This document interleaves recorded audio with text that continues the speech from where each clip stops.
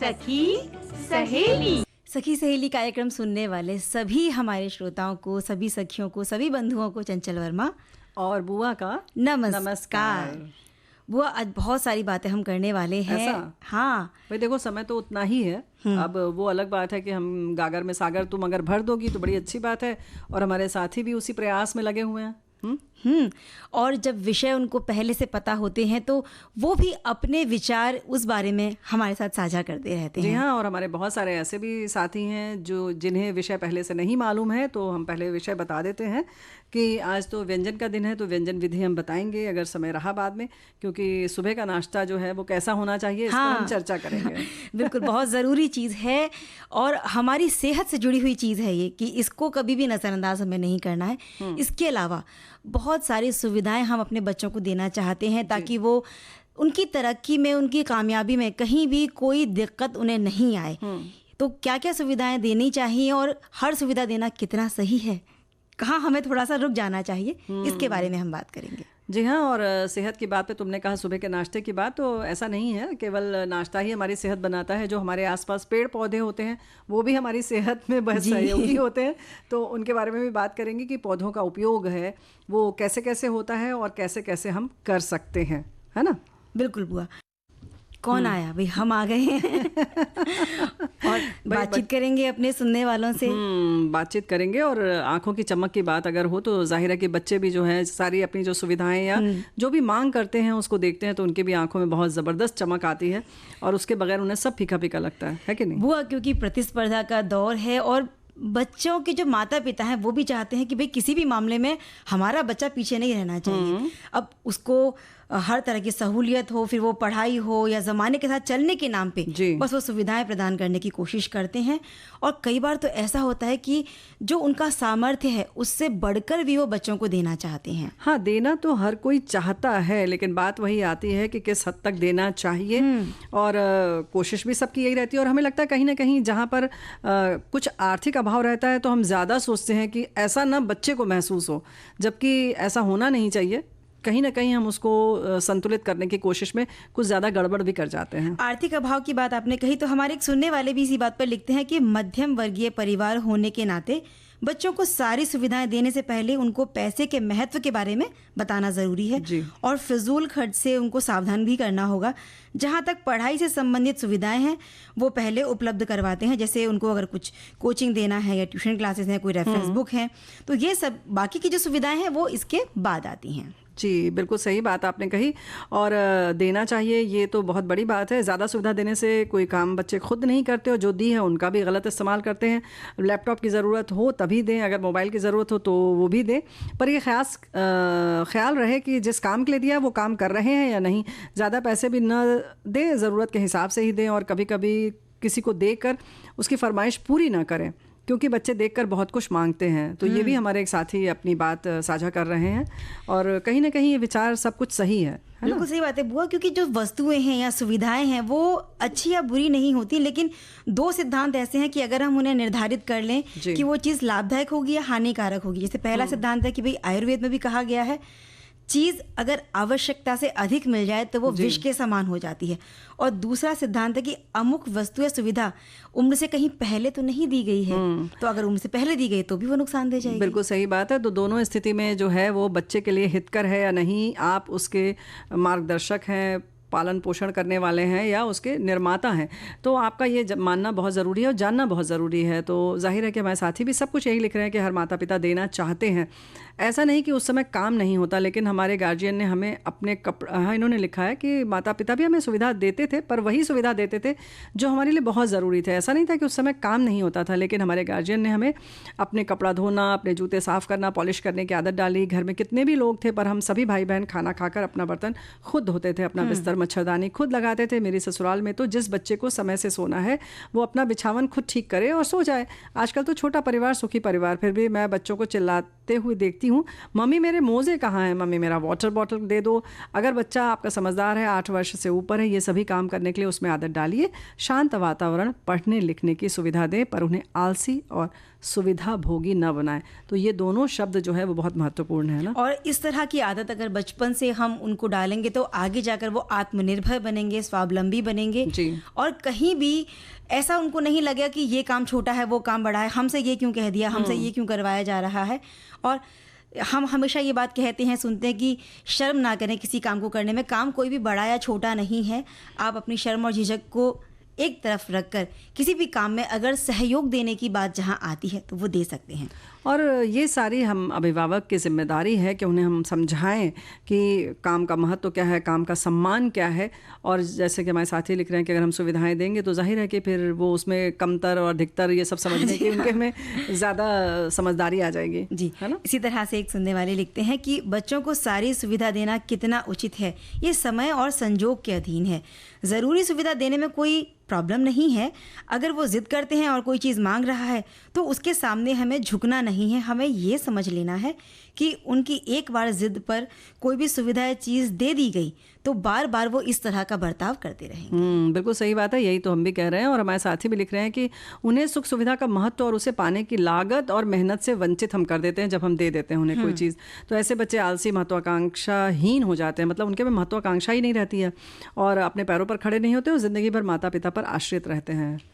तो भाई ये सारी चीज़ें जो है अगर अपने बच्चे में आप नहीं चाहते हैं कि वो जैसे महत्वाकांक्षी ना हो, क्योंकि महत्वाकांक्षा कहीं ना कहीं हमें हमेशा सक्रिय रखती है, ऊर्जावान बना कर रखती है। तो ये सब होना बहुत ज़रूरी है। तो अगर आप ऐसा चाहते हैं तो जाहिर है कि सुविधाओं में थोड़ा सा निगाह रखिए कि कौन सी देनी है और कौन सी नहीं देनी। और वो हम बात कर रहे थे बच्चों के बारे में कि सुविधाएं कितनी दें और कितनी ना दें, कहाँ सुविधाओं से भी उन्हें नुकसान हो सकता है, क्योंकि बिल्कुल सही बात सिर्फ फायदे के लिए नहीं है।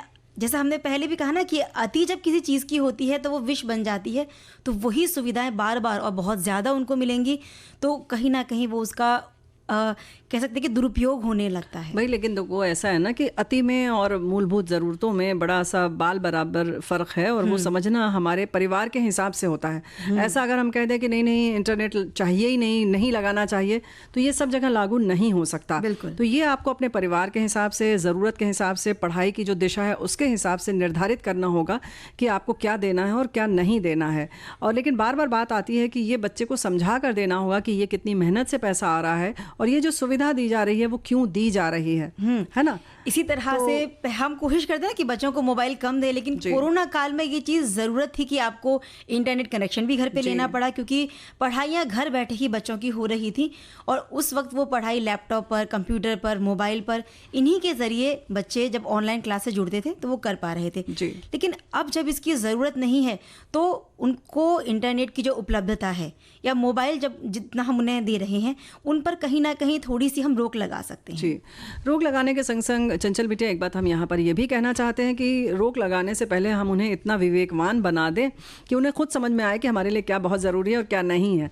तो अगर ऐसी परवरिश करेंगे तो कितना ही अच्छा होगा और वो खुद निर्णय ले लेंगे कि नहीं भाई अब हमें इसकी ज़रूरत नहीं है, हमारा कक्षा 10 का परीक्षा आ रही है और इम्तिहान है, तो ऐसा करो कि मम्मी बंद कर दो टेलीविज़न, तो कितना अच्छा लगेगा, है ना।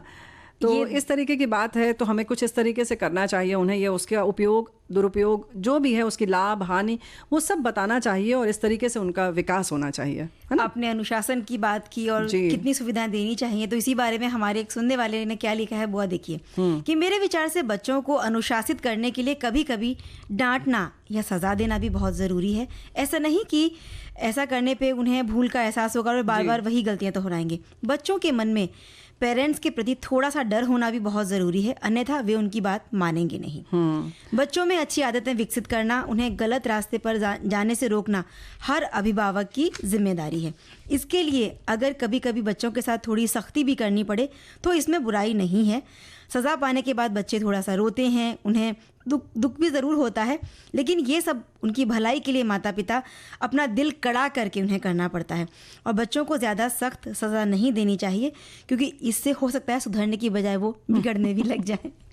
ये बात बिल्कुल सही है, लेकिन जैसे कि बात होती है ना कि क्या देना चाहिए क्या नहीं देना चाहिए, इसमें बहुत सारी चीज़ें हैं, इनको समझना बड़ा मुश्किल है। हमारे साथी ये भी लिख रहे हैं कि मैंने हमारे बच्चों को आवश्यक सुविधा से ज़्यादा सुविधा दी नहीं। बेटी को भले ही हॉस्टल में रखा था, पर उसे किताबों के लिए और हॉस्टल और मेस के सिवा अतिरिक्त खर्चे के लिए भी 1000 तो कभी 500 रुपये देती थी। बेटे को ऐसे ही कभी ज़्यादा पैसे नहीं दिए। ऐसी बात नहीं कि पैसे नहीं थे, पर उन्हें पिता की मेहनत समझने आनी चाहिए, वो भी समझदार बने और अच्छी पढ़ाई करके, आज बेटी मैनेजर है बैंक में, तो बेटा अच्छे जॉब पर है। अब छोटा भी इसी तरह एग्रीकल्चर में ग्रेजुएशन कर रहा है। तो भाई बहुत बहुत बधाई हो आपको। बात आती है कि बच्चे जब ज़िद करते हैं तो उससे ज़्यादा ज़रूरी ये है कि जैसे इन्होंने कहा डांट वाली बात, तो डांट लगनी ही नहीं चाहिए, आप इस तरह से उनसे बात करें। और दूसरा ये भी है कि ना करने की आदत, जो हम मना नहीं करते कि नहीं ये नहीं दिलाएंगे, वो आना बहुत ज़रूरी है। और उसका तरीका भी एक होता है और उसी तरह से समझाया जाए। वही वाली बात है कि उनको सही गलत बता कर ये बताया जाए कि हम इसलिए ये नहीं कर रहे हैं, ताकि वो पहले कन्विंस हो जाए, पहले मान जाए कि हाँ ये सही है। बिल्कुल। और जो हर उम्र के बच्चे होते हैं, उनकी ज़िद या उनकी मांग या जो सुविधाएं माता पिता बच्चों को देते हैं वो सब अलग तरह की होती हैं। बिल्कुल छोटा बच्चा है तो उसके लिए क्या सुविधाएं देनी चाहिए, जब वो किशोर वर्ग की तरफ बढ़ रहा है, युवा होते बच्चे हैं, जब बच्चे बड़े होने लगते हैं तो उन्हें अपने साथ में जो उसके सहपाठी हैं या जो उनके दोस्त हैं, उनकी सहेलियां हैं, उन्हें लगता है कि इसके पास अगर स्मार्ट वॉच है, इसके पास ऐसा मोबाइल है, इतना बड़ा टैब है, तो ये मेरे पास भी होना चाहिए। लेकिन आपके परिवार की परिस्थिति और उसकी परिस्थिति कैसे, ये फ़र्क उस बच्चे को समझा दें अगर हम, तो शायद बच्चे ऐसी डिमांड ना करें, या जो सुविधा उसने मांगी है वो उसके लिए कितनी ज़रूरी और उचित है, ये भी बच्चे को समझना चाहिए। भाई देखो, प्रतिस्पर्धा वाली जब बात आती है ना, तो हमारे मन में भी कहीं ना कहीं खुद भी होती है प्रतिस्पर्धा कि भाई उनके बच्चे के पास है तो हमारे पास होना चाहिए। कभी कभी कहीं ऐसा तो नहीं कि आप ये देखिए कि बच्चे ने नहीं मांगा लेकिन हम चाहते हैं कि हम दे दें कि ऐसा भी होता है। तो तरीके बहुत सारे हैं। वैसे हमारे साथी लिखते हैं कि माना सुविधाएं जीवन को सरल करती हैं, किंतु सरल जीवन सहज हो कैसे। सुविधाएं देने से पहले इस प्रश्न का उत्तर तलाशना अति आवश्यक है, क्योंकि अक्सर देखा गया है कि सुविधा संपन्न बिगड़ जाते हैं, फिर अनावश्यक लाड़ प्यार दुलार उन्हें सुधरने का अवसर ही नहीं दिया करते। इसके विपरीत अभाव में बालक कठोर परिस्थितियों से जूझते हुए समाज में अपने निर्धारित मकाम बनाते हुए भी देखे गए। फिर इसके अतिरिक्त हमें यह सोचना आवश्यक है कि क्या हम सर्व सुविधा संपन्न हैं। तो बच्चे बहुत तरीके से बनते भी हैं, बिगड़ते भी हैं। सुविधा दी जाती है तो भी कभी बिगड़ते हैं, कभी नहीं दी जाती तो भी बिगड़ जाते हैं। हाँ, वही बात है ना? सही है। तो इसके लिए बहुत परेशान ना हो, एक अच्छा इंसान बनाएं। और एक चीज़ पर हम बच्चों पर सुविधा उन्हें अगर हम इंटरनेट की दे रहे हैं, लेकिन बच्चे कई बार वो अपने माता पिता से कहते हैं कि हमें प्राइवेसी चाहिए। इस प्राइवेसी के नाम पर वो इस चीज़ का कहीं गलत उपयोग तो नहीं कर रहे हैं, क्योंकि यहाँ बच्चों के साथ में बहुत सारे साइबर क्राइम और इन चीज़ों के वो शिकार हो सकते हैं। हो सकता है कि वो गलत लोगों से दोस्ती कर बैठे, जिसका खामियाजा उन्हें आगे जाकर भुगतना पड़े, और कहीं ना कहीं आप भी उसमें फंसेंगे और दिक्कत आपको भी होगी, या बच्चा दिक्कत में है तो जाहिर है कि माता पिता उससे वंचित नहीं रह सकते। यहाँ पर तुमने बहुत महत्वपूर्ण बात कही कि जब सुविधाएं दे देते हैं उसका दुरुपयोग होने लगता है, तब हम उसको जब हटा लेते हैं, ऐसे में बच्चे बहुत जिद्दी हो जाते हैं। तो देने के पहले बहुत सोच समझकर कोई सुविधा दें, और जब हटा भी रहे हैं तो बहुत सोच समझकर उसको हटाएं, ताकि फिर वही वाली बात है कि उसको पहले मना लें कि देखो ये इसलिए किया जा रहा है, तुम गलत नहीं हो, तुम्हारे साथ गलत हो सकता है, या जो भी चीज़ जो उसकी भलाई है, ये उसको बहुत अच्छी तरह से समझा कर ही उसको हटाएं। नहीं तो अनावश्यक बच्चे विद्रोही हो जाते हैं और गलत कदम उठा लेते हैं। तो इस बात को भी समझना फिर हम ही लोगों को ज़रूरी है, बाकी बच्चों को कुछ नहीं समझना है, ये समझ लो। तो और डांट फटकार की भी ज़रूरत नहीं है। जो कुछ जिस क्षेत्र में वो अच्छा कर रहे हैं वहाँ उनकी हम प्रशंसा भी कर दें, उनको बताएं कि तुम ये करोगे तो गलत हो जाएगा, लेकिन जहाँ तुम अच्छा कर रहे हो तो हो सकता है कि जो उनका पॉजिटिव सकारात्मक पहलू है वहीं वो आगे बढ़ जाए और हम आगे बढ़े। बुआ क्या हो गया भाई? देखो ऐसा है कि इतनी जो हम लोगों ने बातें की वो वाकई समय परिस्थिति इन सब के हिसाब से और आपके बच्चे के स्वभाव के हिसाब से भी है। हर बच्चा डांट फटकार से नहीं संभलता, हर बच्चा प्यार से नहीं संभलता। सबको जैसा देवता वैसी पूजा करनी पड़ती है, हमें लगता है ना। ये अच्छी बात है कि जैसा देवता वैसी पूजा जी, तो करनी ही पड़ेगी। हमारे घर के बच्चे जो है देवता ही हैं, उनको संभालिए आप।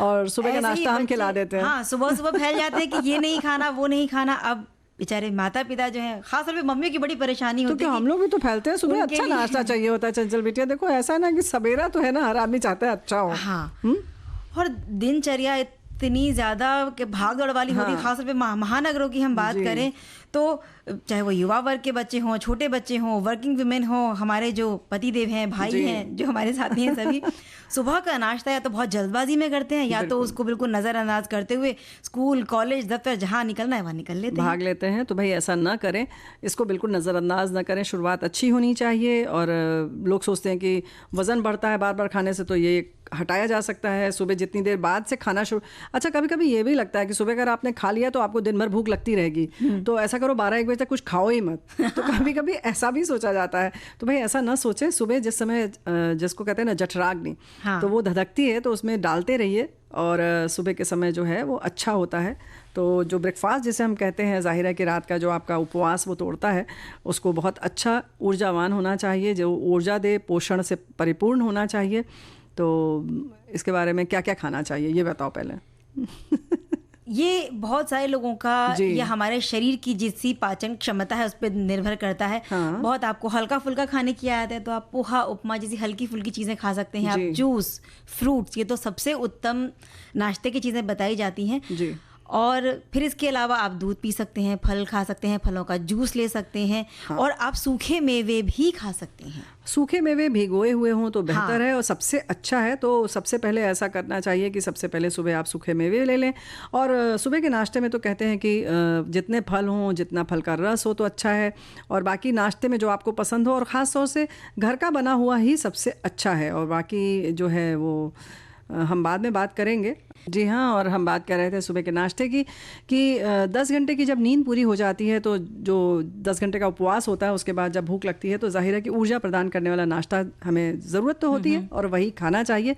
कोशिश करें कि उसमें चीज़ें जो हैं, जितने भी पोषक तत्व हैं वो उसमें शामिल हों, उसके संग संग फाइबर्स भी हों, क्योंकि उस समय जो है आपका पेट लगभग खाली हो चुका होता है। सो रात भर का जो खाना होता है वो पच चुका होता है, तो उस समय पाचन शक्ति भी मजबूत रहती है। तो बेहतर है कि अच्छा पौष्टिक नाश्ता होना चाहिए। जैसे तुमने उपमा पोहा की तो बात की ही, उसके संग दही, लस्सी, फलों का जूस ले सकते हैं, मिल्क शेक भी आप उस समय ले सकते हैं, क्योंकि अभी आप पूरे दिन काम करेंगे तो वो सब पच जाएगा। लेकिन उसके संग संग प्रोटीन, विटामिन, खनिज, फाइबर, कार्बोहाइड्रेट जैसी भी चीज़ें जो हैं वो प्रचुर मात्रा में होनी चाहिए। इसके अलावा बहुत सारे लोग, जैसे आपने शुरू में कहा था ना कि लोगों को लगता है कि भाई वज़न बहुत बढ़ जाएगा, इसके लिए वो नाश्ता छोड़ देते हैं। तो ऐसा तो बिल्कुल नहीं करना चाहिए। इससे, क्योंकि जब बहुत देर तक शरीर को कुछ जाएगा ही नहीं आपके पेट में, तो क्या होता है कि आपको कमज़ोरी होगी, थकान होगी और फिर एसिडिटी की समस्या जो है ये बहुत हो जाती है। आंतों को भी नुकसान पहुंचता है और बहुत तरह के जो दुष्परिणाम है वो सामने आने लग जाते हैं धीरे धीरे। बहुत देर से आपका पेट क्योंकि खाली होता है तो जितना भी संचित ग्लूकोज है उस पर हमें वहाँ रहना पड़ता है और फिर जो ग्लूकोज का स्तर है वो असंतुलित होता है, जिसकी वजह से कमज़ोरी, चक्कर आना, थकावट, ये समस्याएं हमें होती हैं। तो इससे अगर बचना है तो ज़रूरी है कि नाश्ता करें और पौष्टिक चीज़ें लें। बिल्कुल सही बात है। अच्छा, एक बात और है कि वैसे तो हम बार बार कह रहे हैं कि पूरे दिन हमें स्फूर्ति चाहिए, ऊर्जा चाहिए, काम करने की शक्ति चाहिए, तो पूरा भरपूर जो है पोषक तत्वों से भरपूर होना चाहिए नाश्ता। लेकिन इसके संग संग कितने भी पोषक तत्वों से भरपूर नाश्ता हो, लेकिन अगर आप हड़बड़ी में खा रहे हैं तो सब बेकार है। तो उसके लिए ये भी बहुत ज़रूरी है कि सुबह का नाश्ता जब करें, जो भी आपने लिया है उसको बैठ के इत्मीनान से करें। अक्सर हम सोचते हैं कि दूध कॉर्नफ्लेक्स ले लिया और कंघी कर रहे हैं, चलो चलते फिरते खा लेते हैं, तब तक इधर से बैग भी उठा लेते हैं, उधर से मोजा भी उठा लेते हैं, टाई भी बांध लेते हैं, है ना। कुछ ऐसा होता है कि ये सब करते रहते हैं, कान के टॉप्स भी पहन लेंगे, माला भी डाल लेंगे, चलो ये रख लिया श्रृंगारदान के सामने और करते रहते हैं, समय बच जाएगा। ऐसा भी तो होता है कि पराठे का रोल बनाया, थोड़ी सब्जी रखी और बस वो आलू का पराठा है तो भाई पहले से उसने अच्छा है, बस रोल बनाया और खाते पीते। बच्चे तो ऐसा करते हैं कि हाथ में ले लिया और बस चलते चलते बस स्टॉप तक या जहाँ भी उनको जाना है वहाँ तक चलते चलते खाते खाते निकल जाते हैं। ऐसा है। फिर तुमने बच्चों की बात कर दी तो बच्चे बहुत अब बस दुखी हो जाएंगे, क्योंकि ये सब मम्मियाँ करवाती हैं, देता कौन है। तो भाई अगर हम खुद कर रहे हैं तो बच्चे भी ऐसे ही करेंगे। तो जो भी कहने का मतलब यही है कि जो भी आप नाश्ता करें उसको बैठ के इत्मीनान से करें। आप देखेंगे तो घड़ी देखकर आपको 3 से 5 मिनट से ज़्यादा समय नहीं लगता है किसी भी कीमत पर। और इसी तरह से एक बड़ी अच्छी बात मैं पढ़कर सुना रही हूँ आपको, जो हमारे किसी साथी ने लिख कर भेजी है कि सुबह का नाश्ता दिन का सबसे ज़रूरी भोजन माना जाता है। ऐसा इसलिए क्योंकि ये रात भर के उपवास के बाद शरीर को ज़रूरी पोषक तत्व देता है, एनर्जी देता है। ये आप पहले भी बता चुकी हैं। बैलेंस ब्रेकफास्ट करने से मेटाबॉलिज्म तेज़ होता है, ब्लड शुगर लेवल को स्थिर करने में मदद मिलती है, कॉग्निटिव फंक्शन को बढ़ावा मिलता है और पूरे दिन एकाग्रता और प्रोडक्टिविटी में सुधार होता है। क्या बात ये है। हेल्दी वेट बनाए रखने में भी बड़ी अहम भूमिका निभाता है।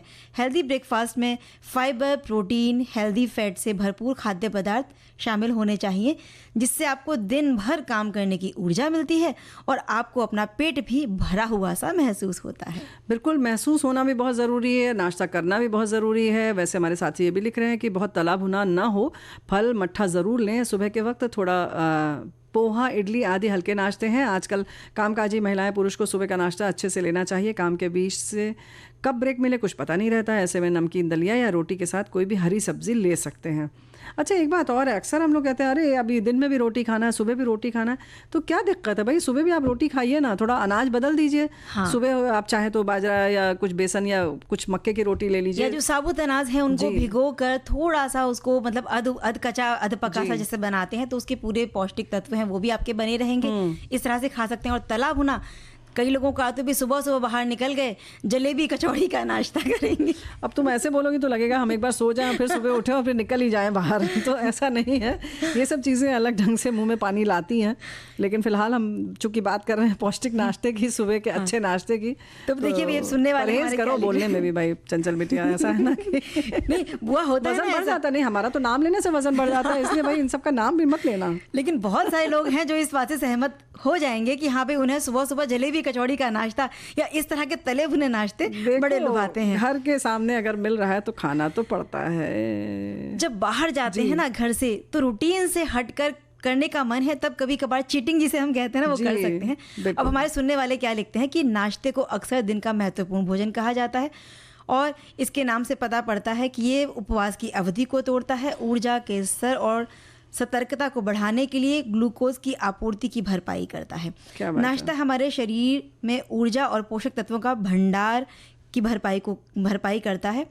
और वास्तव में जो लोग नाश्ता करते हैं वो नाश्ता ना करने वालों की तुलना में विटामिन और खनिजों की अनुशंसित दैनिक खुराक को पूरा करने की अधिक संभावना रखते हैं। बिल्कुल सही बात है। तो ये ज़रूरी है, ये तो आप समझ गए। और हमारे साथी अपने अपना अनुभव लिख रहे हैं कि सुबह हमारे लिए टिफ़िन बनता है तो हम सुबह चाय के साथ घी लगाई हुई 4 रोटी करते हैं, बिना टाइम देखे शांति से नाश्ता करते हैं। तो ये बहुत अच्छी बात है। ऐसे ही हमारी साथी ये भी लिख रही है कि नाश्ता निहारी ब्रेकफास्ट, मेरे दादी का नाश्ता सुबह का एक ज्वार की रोटी, भाकरी कहते हैं मराठी में, और सब्ज़ी खा ली और खेत में निकल पड़ी। रोज़ का उनका यही नाश्ता था। तो बाबा ड्यूटी पर जाते तो दूध में रोटी मिला के खाते थे और हमें भी यही आदत थी। तो थी मत कहिए, आज भी वही आदत फिर से डाल लीजिए और याद कीजिए कि दादी नानी मम्मी क्या खाती थी, उनको खाना शुरू कीजिए। और गर्मी के दिन आ रहे हैं तो गर्मी के दिनों में मट्ठा में रोटी भिगोगी, जैसे इन्होंने दूध रोटी लिखा ना, छाछ में भिगो कर रोटी खाई जाती है। कहते हैं कि दिन भर पेट को तरावट देती है, तो जो लू लगने का खतरा है उससे भी बचे रहते हैं। तो जब मौसम बदलेगा, गर्मी तेज होंगी, तो इस तरह से भी नाश्ते को आप बदल सकते हैं। बिल्कुल। तो बुआ, हम खान पान की बात कर रहे थे, तो खान पान हमें कहाँ से मिलता है भाई? पेड़ पौधों से, और बहुत सारी और भी उपयोगी चीज़ें मिलती हैं। बिल्कुल सही बात है। तो पेड़ पौधे जो हैं हमारी ज़िंदगी का अभिन्न हिस्सा हैं, उनसे प्यार करना चाहिए और कोशिश ये करनी चाहिए कि घर के अंदर भी बहुत सारे ऐसे पौधे हैं जो लगाए जाते हैं जिनसे कि घर की जो ऊर्जा तो अच्छी रहती है। वैसे तो सभी जानते हैं कि ऑक्सीजन देते हैं अच्छे से। तो हम जो छोटे छोटे पौधे अपने आसपास लगा सकते हैं, जिससे हमें बहुत सारे फ़ायदे मिलते रहे, मतलब खुशबू भी हो, थोड़े से औषधीय गुण भी हो और सजावट भी होती रहे, ऐसे पौधों की बात करते हैं। क्योंकि पौधे कोई भी हों, इनमें सकारात्मक ऊर्जा होती है, बड़े अच्छे शुभ परिणाम मिलते हैं, घर में सुख शांति का वातावरण होता है और हमारे जो घर की रौनक को बढ़ा देते हैं, हवा को शुद्ध कर देते हैं। और बहुत सारी जब भ्रांतियाँ जुड़ जाती हैं तो कहते हैं ना कि भाई कुछ पौधे ऐसे होते हैं जहाँ जो आर्थिक उन्नति भी ले आते हैं घर में। देखो, आर्थिक उन्नति की जो बात है ना, वो जोड़ा इसलिए भी गया है कि कहीं ना कहीं आप उसको लगाएं और आप स्वस्थ रहें और सकारात्मक ऊर्जा के साथ रहेंगे तो शायद आपको बहुत ज़्यादा पैसों की उतनी ज़रूरत महसूस नहीं होगी, क्योंकि खुशी के लिए ही सब कुछ किया जाता है और वो खुशी आपको मिलेगी। और तो स्वास्थ्य से बड़ी दौलत क्या हो सकती है? बिल्कुल सही बात है। और जो वही कहते हैं ना कि सुख संपत्ति अगर है तो उससे ज़्यादा और क्या चाहिए। तो ऐसे ही जो घर के अंदर लगाए जाने वाले पौधे हैं, जिन्हें हम चार दीवारी में लगाते हैं, खासतौर पे पे ड्राइंग रूम या बेडरूम भी सजाते हैं। ऐसे पौधे हैं जेड प्लांट, कहते हैं कि ये घर में समृद्धि लेकर आता है, बड़ा सुंदर और आकर्षक पौधा होता है। ऐसे ही बाम्बू प्लांट भी है, बांस का ये पौधा होता है जो अपनी सकारात्मक ऊर्जा से सबको अपनी तरफ आकर्षित करता है और घर में सजावट के तौर पर भी हम इसे लगाते हैं। और इसे पानी में भी लगा सकते हैं और मिट्टी में भी लगा सकते हैं। अच्छी बात यह है इसमें बहुत छोटा भी आता है, तो ये आपके ऊपर निर्भर करता है कि किस तरह से आप लगाते हैं। इसके संग संग मनी प्लांट तो हम सभी जानते हैं। हाँ। जो कोई भी पौधा नहीं लगाता, पहले तो हम लोग बल्ब में लगा लेते थे और पूरे कमरे में वो यहाँ से वहाँ तक बेल उसकी दौड़ जाती थी, एक छोटे से बल्ब में भी। तो जाहिर है इसको भी आप मिट्टी में भी लगा सकते हैं और बल्ब मतलब किसी भी मर्तबान में किसी भी उसमें लगा सकते हैं, पानी में भी लगा सकते हैं। उसकी देखभाल भी बहुत ज़्यादा नहीं करनी पड़ती है, लेकिन हाँ ये है कि इन सब के ऊपर पत्तियों पर ज़रूर आप पानी का छिड़काव करते रहें ताकि ये खुश रहें। और ये क्योंकि इंडोर प्लांट कहलाते हैं बुआ, तो ऐसा ज़रूरी नहीं है कि इनको सूरज की धूप दिखाना बहुत ज़रूरी है। बहुत सारे पौधे ऐसे हैं कि अगर आपने धूप ना दिखाई या हवा धूप ये सब चीज़ें ना मिलें तो वो पौधे पनप ही नहीं पाते हैं। लेकिन ये जो पौधे हैं, ऐसा ही एक पौधा एरेका पाम है, रबर प्लांट है, बिल्कुल ये सभी पौधे ऐसे हैं जो घर में सजावट देते हैं, सकारात्मक ऊर्जा देते हैं हमें, और इसके संग संग ऑक्सीजन भी ज़्यादा देते हैं। तो जाहिर है इनको घर के अंदर लगाइए, बस थोड़ी बहुत रोशनी भी अगर आएगी तो इससे ये खुश रहेंगे। और मज़ेदार बात यह है कि जिधर से रोशनी आती है या जिस खिड़की की तरफ से धूप आती है, सारे उसी तरफ मुंह कर लेते हैं। हाँ। लगता है इसी की तरफ भागेंगे ये, जैसे इनका एक कोई सिनेमा उधर चल रहा है और सब उधर ही मुँह कर लेते हैं। बड़ा मज़ा आता है। कभी कभी आप उनको घुमा दीजिए, फिर देखिए सारी पत्तियाँ उधर घूम जाएंगी। और ऐसे एक मदर टंग आता है ना, नहीं मदर इन लॉ टंग्स आता है करके कुछ, वो लंबी लंबी पत्तियाँ आती हैं उसमें खड़ी खड़ी। हाँ। और वो भी ऐसा ही है कि इंडोर प्लांट है, आप उसको घर में लगाएं और खुश रहें। और खुशबूदार कुछ पौधे भी आप लगा सकते हैं। इनमें कुछ पौधे ऐसे हैं जो हो सकता है कि आप बिल्कुल ड्राइंग रूम में ना सजा सके, लेकिन आपकी किसी बालकनी में या खिड़की में थोड़ी जगह है, छोटी सी छत है आपके पास, तो वहां इन्हें लगा लीजिए। जैसे पीस लिली, अब इसका नाम ही है पीस लिली, तो ये शांति और ये सब चीजें लेकर आएगा और बहुत प्यारा भी होता है। इसमें सफेद सफेद जो फूल होते हैं, गुलाबी भी आता है, अलग अलग रंग की इसमें आती हैं फूल, पत्ती जैसा ही होता है, तो बड़ा प्यारा सा होता है। उसको आप लगा सकते हैं, ज़रूर लगाइए। हमारे साथी लिख रहे हैं कि मेरे विचार से नहीं, कुछ और लिखा है इन्होंने। तो बात वही है कि घर में किस तरह से सुख शांति के लिए भी पौधों को लगाया जाए, खुश रहा जाए। अच्छा, एक बात और है कि कभी आप खुद भी देखें कि किस तरह से जब आप सुबह उठ रहे हैं और आप थोड़ा सा पौधों के पास होके आएंगे तो आपको लगेगा आप किसी से मिल कर आए हैं और मन में बड़ी खुशी आपको महसूस होगी। ये पौधे भी जुड़ाव महसूस करते हैं। जो रोज़ उनकी देखभाल करता है, जो उनके पास बैठता है, उनसे बातें करता है, उनकी बातों को वो समझते हैं, तो और अपनी जो पॉजिटिविटी है, खुशबू है और अपनी सुंदरता है, वो सारे घर में बिखेरे रहते हैं। इसी तरह से जो चमेली या मोगरे का पौधा है वो लगा सकते हैं। ऑर्किड फ्लावर्स होते हैं वो लगा लीजिए। गेंदा तो बहुत आसान सा है ना। हाँ। और गुलदाउदी लगा लीजिए। अब गुड़हल लगाएंगे तो वो आपको बाहर ही लगाना पड़ेगा, जहाँ छत पर आपके थोड़ी धूप आती हो। लेकिन बहुत सारी ऐसी भी जगह हैं आपके कमरे में जहाँ पे खिड़की से धूप आती है, तो वहाँ पर भी आप इसे रख सकते हैं। पौधे मानव जीवन में बहुत महत्वपूर्ण भूमिका निभाते हैं, ऐसे हमारे साथी लिख रही हैं, और सभी जीवों को जीवित रखने में मदद करते हैं। पृथ्वी पर सभी जीवित प्राणी आश्रय, भोजन, औषधियों और रोजमर्रा की जिंदगी की अन्य सामग्रियों के लिए पौधों पर निर्भर है। पौधे प्रदूषित हवा को शुद्ध करते हैं, वातावरण में ताज़ा ऑक्सीजन पैदा करते हैं। पौधों के बिना जीवन पृथ्वी पर हमारा अस्तित्व कठिन होगा, क्योंकि इसमें मानव जाति विभिन्न बीमारियों में पीड़ित हो जाएगी और अंततः प्रजाति समाप्त हो जाएगी। जलाऊ लकड़ी, इमारती लकड़ी, रेशे, औषधियाँ, रंग, कीटनाशक, तेल और रबर रोजमर्रा की जिंदगी में पौधों के कुछ उपयोग हैं जो इन्होंने बताए हैं। बहुत ज़रूरी चीज़ है। और हम फूलों की बात कर रहे थे ना बुआ, तो गुलाब अगर घर में नहीं लगाया तो जो हमारी फूलों की बगिया है वो अधूरी हो जाएगी। तुम यही कहोगे। और गुलाब का पौधा लगाना है तो इतने रंग बिरंगे गुलाब आपको मिल जाएंगे कि पूरी जो आपकी बगिया है वो सिर्फ गुलाब से सजा सकते हैं। फिर पियोनी फ्लावर्स है, आप ये लगा सकते हैं। और कुछ औषधीय पौधे जो बहुत ज़रूरी भी होते हैं, सकारात्मक भी हैं, इन्हें आप लगा सकते हैं अपनी घर की छोटी सी बगिया में। तुलसी है, पुदीना है, अजवाइन, अदरक, लेमन बाम पौधा है और लेमन ग्रास भी है। तो हाँ भाई, रोज चाय के लिए तो चाहिए ही चाहिए ना उसके लिए। और थाइम है, सेज प्लांट है, हल्दी का पौधा है और शमी का पौधा है। ऐसे बहुत सारे पौधे हैं। एलोवेरा है, इसको कैसे भूल सकते हैं। गिलोय लगा सकते हैं। वैसे हमारी साथी ये लिख रही हैं, बड़ी दुखी हैं, मेरे छोटे से गमले में तुलसी लगाई, पानी धूप सब मिलती है, पर अभी 4 दिन पानी नहीं दिया तो कल से मुरझा गई। तो भाई आपने 4 दिन पानी नहीं दिया, लेकिन एक बात बताएं, हमें लगता है कि आप इसमें दुखी ना हो, थोड़ा सा पानी देती रहेंगी तो शायद पुनः वो जीवित हो उठे। क्योंकि पानी ज़्यादा जब होता है और जब पौधे गल जाते हैं तब वो नहीं पनपते हैं, लेकिन जो सूख जाते हैं उनमें अगर सही ढंग से अगर पानी दिया जाए तो एक बार फिर से जीवित हो उठते हैं। तो प्यार से पुकार लो, प्यार से पुकारते हम भी आ गए। क्या लेकर आई हो ये बताओ, आ तो गई तुम। हनी चिली फूल गोभी। क्या बात है, वाह वाह वाह, सारे फूल को सब से खुशबू सब एक साथ है, ठीक है। तो वही इसे बनाने के लिए जो सामग्री चाहिए, हमारे जो सखियां हैं, जो पुरुष श्रोता भी हैं जिन्हें रुचि है, वो बिल्कुल लेकर बैठ जाएं कागज़ कलम और नोट करें कि गोभी का 1 फूल, प्याज 2, शिमला मिर्च 1, टमाटर 1, हरा प्याज 4 ले लें आप, अगर छोटे हैं तो ज़्यादा भी ले लीजिए। अदरक लगभग 50 ग्राम, लहसुन 50 ग्राम, हरी मिर्च 4 या स्वाद के अनुसार इसे कम ज़्यादा कर लीजिए। कॉर्नफ्लोर लेना है आपको आधा कप, तेल लेना है 2 कप। हाँ। और अगर तेल कम खाना पसंद करते हैं तो इसे थोड़ा सा कम कर लीजिए। अच्छा। लहसुन और अदरक का पेस्ट लगभग आधा चम्मच लेना है। हाँ। सोया सॉस 2 चम्मच, विनेगर लेना है 2 चम्मच, चिली सॉस 1 चम्मच, टमाटो सॉस 1 चम्मच, नमक स्वाद अनुसार, और सजावट के लिए थोड़ा सा हरा धनिया। इसे बनाने के लिए सबसे पहले गोभी को बड़े बड़े आकार में काट लीजिए। शिमला मिर्च और प्याज को भी बड़े बड़े आकार में काट लें, और प्याज को जो है वो चिपका चिपका सा होता है ना, तो अलग अलग कर लीजिए। अच्छा, बड़ा बड़ा काट सारे उसकी जो फांके पड़ते हैं वो अलग कर लीजिए, परत पूरी। और टमाटर को भी बड़े बड़े आकार में काट लेना है, यानी कि एक टमाटर के आप 7-8 टुकड़े करिए बड़े बड़े। लहसुन और अदरक को लंबे लंबे आकार में यानी कि लच्छेदार काट लीजिए।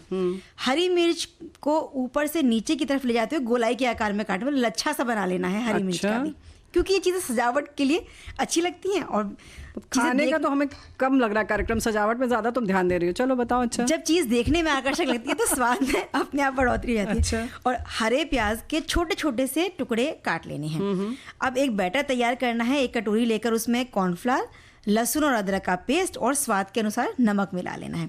इस बैटर में गोभी के जितने भी टुकड़े आपने किए हैं बड़े बड़े वो डालें, और फिर अच्छे से इस तरह से मिला लें कि वो लिपट जाए अच्छी तरीके से। अब एक गैस पर पैन रखें, जो हमने तेल लिया है वो अच्छे से गर्म करना है। जब तेल बहुत अच्छे से गर्म हो जाए, तो जो बैटर में लपेटा हुआ गोभी है, उस घोल में लपेटे हुए गोभी को एक एक टुकड़ा डालिए, और थोड़ा सा ब्राउन होने तक, हल्का सा ब्राउन हो जाए, परत आ जाए उसके ऊपर, इतना उसे फ्राई कर लेना है। अब लेना है एक दूसरा पैन, इसमें थोड़ा ही तेल डालना है, यानी कि 2 चम्मच तेल डालना है। जब तेल गर्म हो जाएगा तो हरी मिर्च और प्याज को डालकर थोड़ी देर के लिए भून लेना है, मतलब पूरा लाल नहीं करना है, थोड़ी सी खुशबू आने लगे इतना भून लीजिए। जब थोड़ा सा फ्राई हो जाएगा प्याज, और शिमला मिर्च भी डाल दीजिए, थोड़ा सा और भून लीजिए। अब अदरक और लहसुन के जो लच्छे काटे थे इन्हें डालिए, थोड़ी सी देर के लिए 2 मिनट के लिए इन्हें भी भून लीजिए। टमाटर डालकर चलाइए, और ध्यान रखें कि सब्जियों को बहुत ज़्यादा गलाना नहीं है। थोड़ा सा जो कच्चा पक्कापन है उनका वो रहना चाहिए, आजकल वही फैशन है। फिर अब इसमें गोभी और हरी प्याज डालकर थोड़ा सा chilli sauce, tomato sauce, vinegar, soya sauce, ये सभी डालकर अच्छे से मिलाएं। चिली गोभी जो तैयार है, अब थोड़ा सा हनी यानी कि शहद डालकर और धनिया डालकर इसको गार्निश कर दें। कार्यक्रम का समय हो चला है पूरा, लेते हैं इजाज़त। चंचल वर्मा और बुआ का नमस्कार।